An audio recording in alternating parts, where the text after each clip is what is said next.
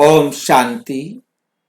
अविनाशी विश्व नाटक पार्ट 2 का पहले पार्ट के चैप्टर का चौथा वीडियो है। ये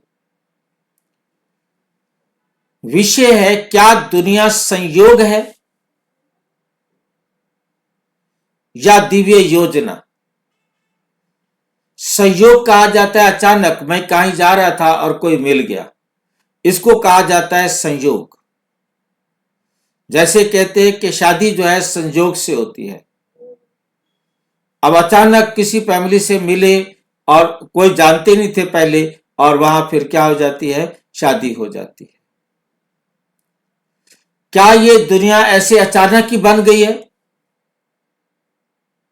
या कोई दिव्य योजना है परमात्मा की, कोई योजना थी जिसके आधार पर ये बनी है। ये अचानक बनी है, संयोग से बन गई है, या कोई योजना बनाई थी और उस योजना के तहत इसे बनाया है।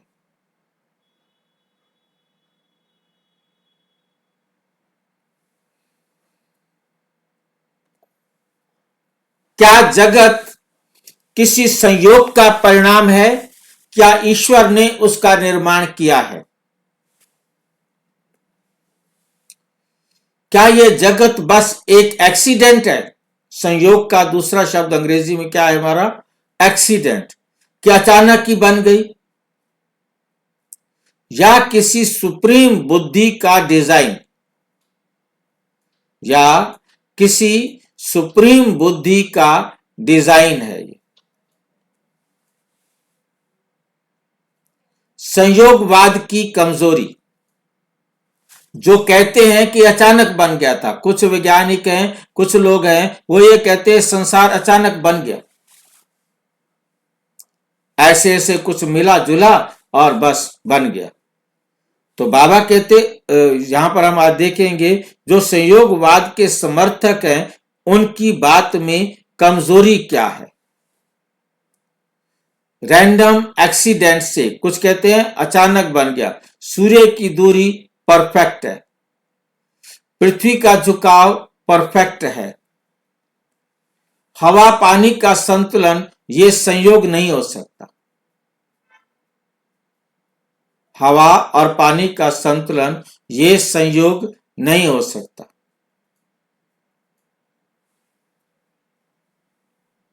समझ में आई ये बात।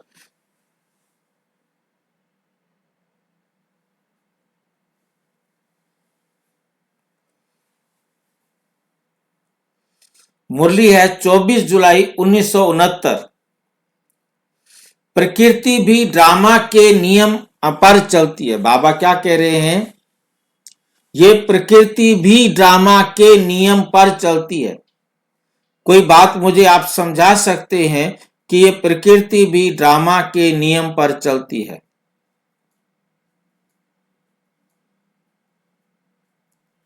ये प्रकृति भी ड्रामा के नियम पर चलती है। कोई समझा सकता है मुझे।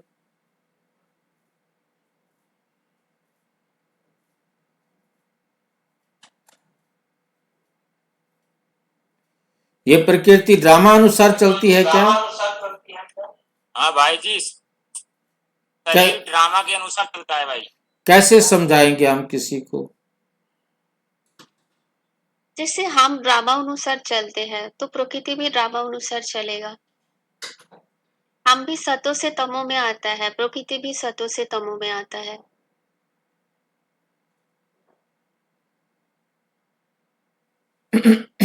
और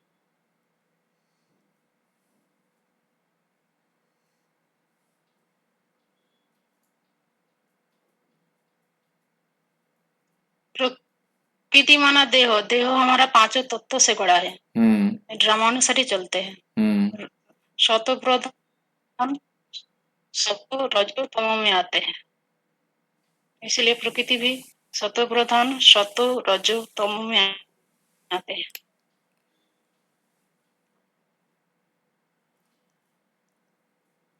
ड्रामा सबके सहयोग से बना हुआ है। किसी भी चीज को हम अलग नहीं कर सकते। जैसे इस समय मैं जिस कुर्सी पर बैठकर, जिस टेबल पर बैठकर, जिस लैपटॉप पर बैठकर, मतलब जो मेरे समय इस समय समान है सारा मेरे आसपास, चाहे वो मेरे यूज का है या नहीं है, वो यहां है, इस टाइम वो अवेलेबल है।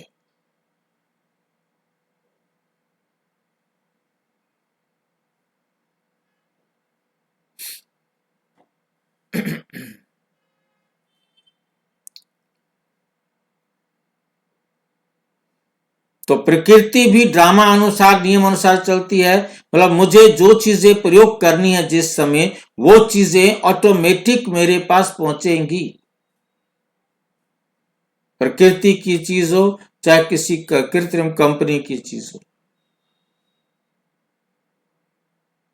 जो दवाई जब जब जब जो दवाई डालनी है, जो जो चीजें लेनी है, वो सब चीजें पहले से तैयार। ये नहीं कि कहना पड़े कि सॉरी दवाई नहीं मिलती।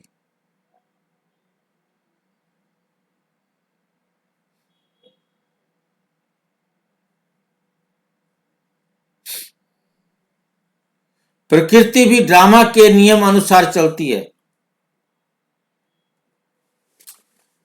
क्या ईश्वर ने निर्माण किया? जब सब कुछ ड्रामा अनुसार एक्यूरेट चलता है, तो जो विज्ञान का मत था कि समय समय अनुसार बनती रही है और बनी है,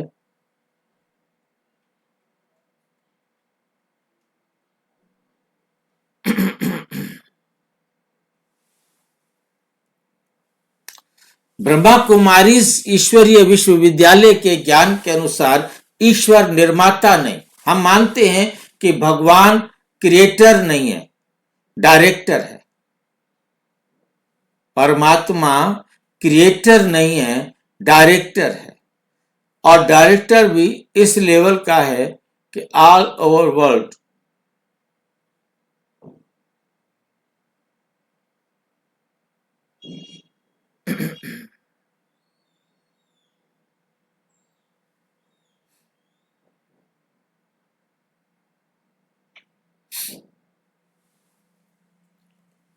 प्रकृति स्वयं अपना चक्र चलाती है। वो शिव बाबा प्रकृति को पकड़ करके उसका चक्र नहीं चलाते, किसी आत्मा को पकड़ करके उससे काम नहीं करवाते। हर आत्मा अट्रैक्शन के कारण खिंचती जाती है।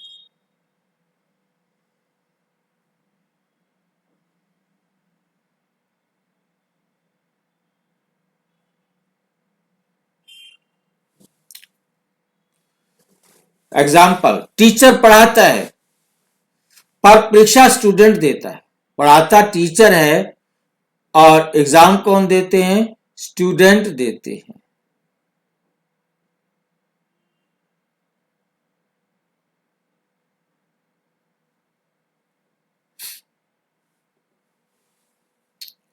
पढ़ाता टीचर है, पेपर स्टूडेंट देता है। ईश्वर रोल बदलता है, जगत बनाना उसका काम नहीं। ईश्वर फिर उसका रोल बदल देता है।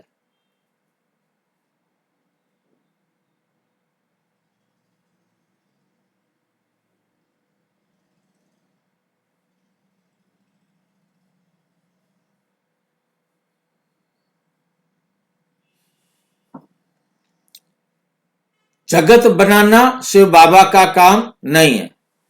नंबर 3, जगत क्यों संतुलित है? ये सारा जगत बैलेंस्ड क्यों है? गलती क्यों नहीं होती, गड़बड़ क्यों नहीं होता ड्रामा में? ये कौन बताएगा? ड्रामा में गड़बड़ क्यों नहीं होती है? क्योंकि ड्रामा फिक्स अनादि है। ड्रामा इसको कोई बदल नहीं सकता। बदलने की बात नहीं कर रहे हैं। ये जगत में बैलेंस क्यों है? सब कुछ एकदम फर्स्ट क्लास। बाहर आएगी, मौसम आएगी, बरसात होगी, बीज बोए जाएंगे, अच्छी अच्छी फसलें होंगी, सारी ये क्या बैलेंस कैसे बना हुआ है सारी दुनिया का? हाँ भाई जी, विनाश के बाद ऐसा बैलेंस क्यों बना हो? कैसे बनेगा? कौन करेगा ये? हर टाइम बना हुआ है, बाबा कहते, क्योंकि ये एक निश्चित स्क्रिप्ट है हर आत्मा में, यहां तक कि हर प्रकृति के एटम में उसने 5000 साल में कब कब कहां कहां कैसे कैसे पहुंचना है, वो पहुंचेगी, वो पहुंचेगी। उस स्क्रिप्ट एक्यूरेट है, ड्रामा और हर आत्मा का जो पार्ट लिखा गया है वो एक्यूरेट इस प्रकार से लिखा गया है जहां कहीं भी मिसमैच नहीं हो सकता।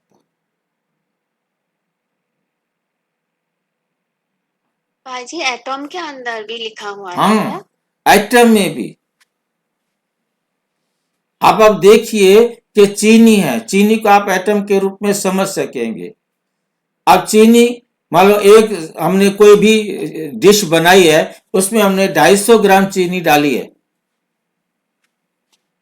ठीक है। अब वो चीनी दाने थे तो मोटे रूप में थी, और जब वो उसके अंदर लिक्विड हो गई और उसके अंदर मिक्स हो गई, अब उसका कोई पीस किसके पास गया, तो कोई चीनी का हिस्सा किसके पास, कोई चीनी का हिस्सा किसके पास, कोई चीनी के छोटे से स्वीटनेस का हिस्सा किसी और के पास, उसमें से कुछ गिर गया, वो चींटी के पास गया।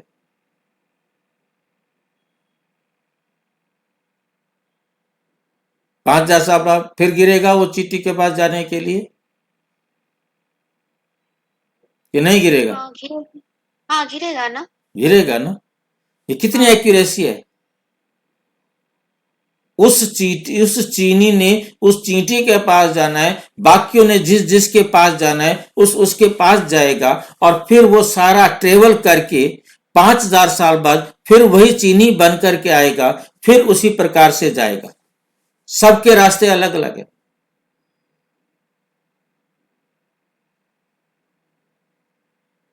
भाई वो तो खाना के साथ सबके शरीर में चला गया, जो जो खाया।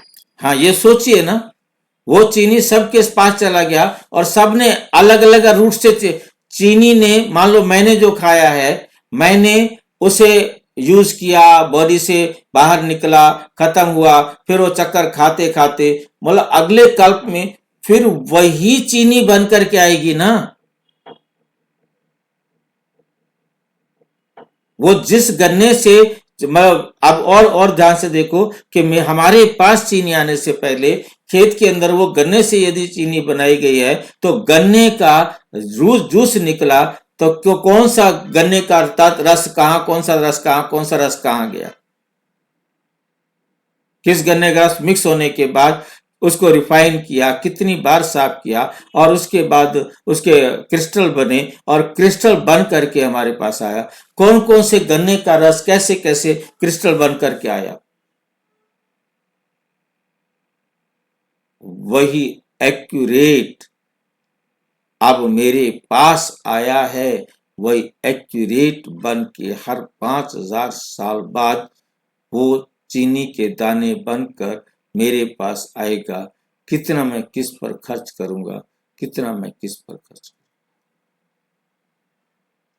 भाई जी जब विनाश होगा सब तो उलट पलट हो जाएगा, परंतु यही बात समझने वाली है कि ना, उलट पुलट होने के बाद भी वो क्रिस्टल्स, वो छोटे से छोटा कण 5000 साल बाद, अब वह हर पूरे 5000 साल अपनी यात्रा अपने हिसाब से करेगा और पहुंचेगा उसी प्रकार से।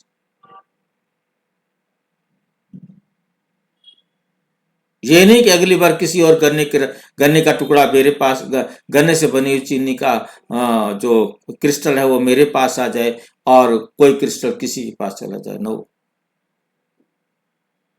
वही आएगा। वही आएगा।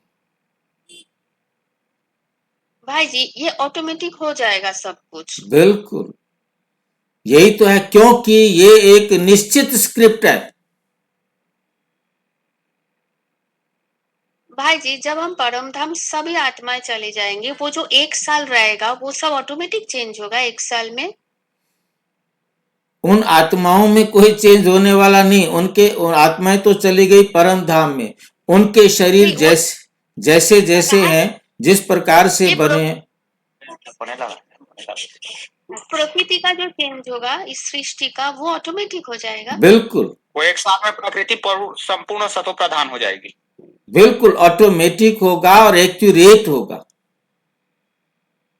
अपना अपना खुद हो जाएगा। और कौन करेगा? तो किसी ने क्लास में बताया था कि बाबा के शक्ति से बाबा ये सब करेगा, बाबा लगाएगा। बाबा के पास ताकत है। बाबा के पास तो एक रोटी का टुकड़ा खिलाने की ताकत आपके पास नहीं है, इतनी बड़ी पृथ्वी को कैसे बदलेगा वो? बाबा भी एक आत्मा है हम जैसे, वो भी एक आत्मा है, परंतु ये ड्रामा में युक्ति है। युक्ति है कि बाढ़ आए, भूकंप आए, जो मुरलियों में आपने देखा, आग लगेगी, बाढ़ आएगी, भूकंप होगा, सब कुछ होगा। मैंने कई बार आपके साथ इस चीज को चर्चा किया है कि जब ये सारी धरती आग का गोला होगी, इतना हाई टेम्परेचर होगा, आप इस बात को समझ सकते हैं कि प्लेटिनम जैसी हार्डेस्ट मेटल भी वाष्प बन जाएगी, इतनी आग होगी। लोहा, पत्थर, मिट्टी सब। हम भाई जी, हम जब परम अवस्था में परम धाम में रहेंगे, हाँ, बाबा भी तो परम धाम में परम अवस्था में ही रहेंगे। वो भी परम धाम परम अवस्था में, उसने कुछ नहीं करना यहां आकर के। ये तो प्रकृति अपने आप, जो बम्स और मिसाइल हम चला के जाएंगे, उन बम्स और मिसाइल के द्वारा न केवल ये धरती, पूरा यूनिवर्स, पूरा का पूरा यूनिवर्स हिलेगा। और ऐसा हिलेगा कि सभी तत्व, जो हमारी पृथ्वी पर ही केवल परिवर्तन नहीं होगा, जो हमारे पृथ्वी के तत्व पूरे ब्रह्मांड में कहीं गए हुए हैं, वो सारे तत्व वापस इस पृथ्वी पर आएंगे। और जो कुछ ब्रह्मांड से हमारी पृथ्वी पर पहले आ चुका है, उल्कापिंड या जो भी गिरे हैं आकाश से, जहां से भी कोई चीजें गिरी हैं, तो वे सब वहां पर वापस जाएंगी और अगले कल्प में फिर वापस वो यहां आएंगी। बाजी, तो इसका मतलब हर एक तत्व के अंदर भी पाठ भरा हुआ है। पाठ भरा हुआ है। हर युग का अपना लॉ है, उसी अनुसार चलना है। सृष्टि बनी नहीं, ये निश्चित रूप से चलती रहती है, निश्चित रूप से चलती रहती है। एक्यूरेट, किसको कहां कैसे जाना है, चाहे वो निर्जीव है, चाहे वो सजीव है, चाहे वो जड़ है, चाहे वो चेतन है, हर एक चीज को एक्यूरेट टाइम पर जाना है। मेरे शरीर पर यह शर्ट जो मैंने पहनी हुई है, इस शर्ट में कितना कुछ लगा होगा,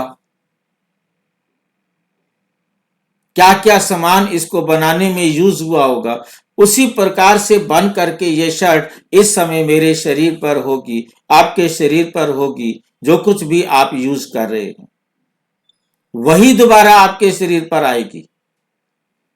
ऐसा नहीं हो सकता कि कोई ना आए, या इस बार कोई कॉटन का दूसरे थान में से कपड़ा मेरे पास कट करके आ जाए। वही कपड़ा कट करके आएगा, वही कपड़ा बनेगा, उन्हीं चीजों से बनेगा, वैसे ही बनेगा। क्योंकि ड्रामा कहीं भी आगे पीछे नहीं हो सकता।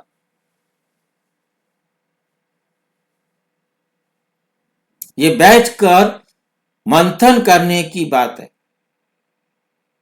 सृष्टि बनी नहीं, ये निश्चित रूप से उसी प्रकार चलती रहती है, फिक्स है।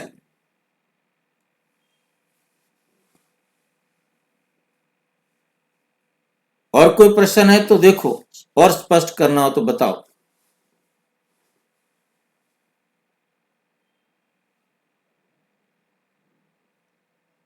किसी को कोई डाउट है तो पूछो।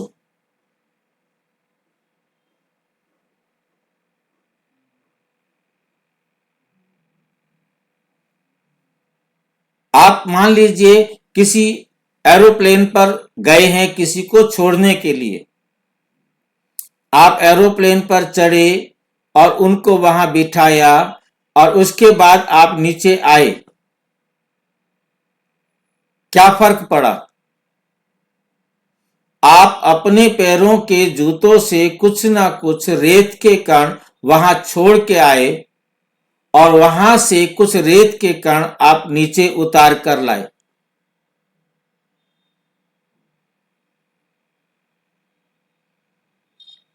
आपको पता भी नहीं, परंतु आपने अपना काम एक्यूरेट किया, वरना आपको ऊपर जहाज में जाने का कोई मतलब नहीं था और वापस जब आपने साथ जाना ही नहीं था,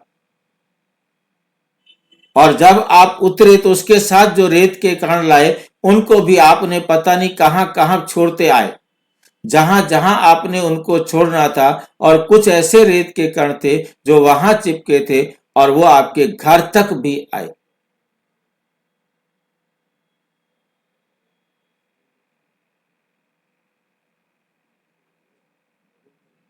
ठीक है, आपको लगता है कोई बात?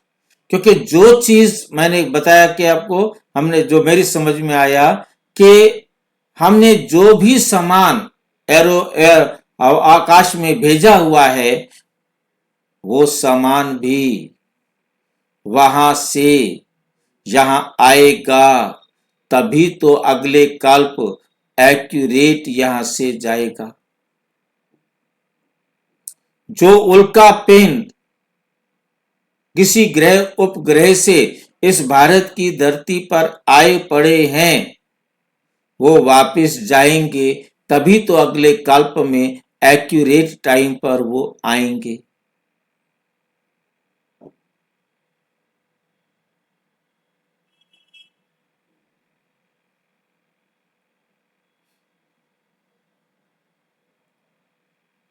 ठीक है, किसी को कुछ पूछना है? अच्छा, भाई जी। हाँ हाँ बोलो। अच्छा, ओम शांति।